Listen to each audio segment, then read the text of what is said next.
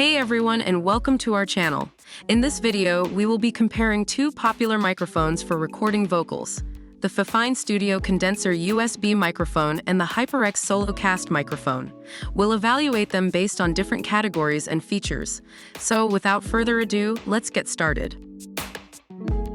When it comes to audio quality, both microphones deliver excellent sound performance. The FIFINE microphone offers a wide frequency response and handles high SPLS with ease.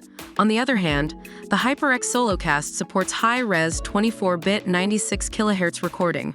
While both mics are impressive, if you're looking for a higher bit depth and sampling rate, the HyperX SoloCast might be a better choice. Both microphones are easy to set up and use. The FIFINE microphone can be directly connected to your computer via USB, while the HyperX SoloCast uses a USB-C connection. However, the HyperX SoloCast comes with a tap-to-mute sensor with an LED status indicator, making it more convenient to use during recordings. In this category, the HyperX SoloCast takes the lead.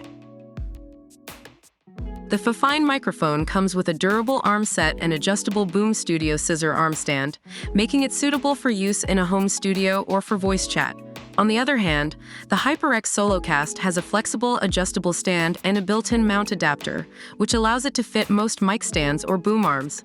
While both microphones are well-designed, the FIFINE Studio Condenser USB microphone offers more accessories in its package, making it a better deal.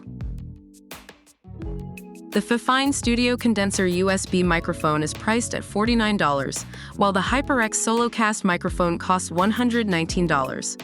Although both mics deliver excellent quality sound and performance, the significant price difference makes the FIFINE microphone a more affordable option for those on a budget. And that brings us to the end of our comparison of the FIFINE Studio Condenser USB microphone and the HyperX SoloCast microphone.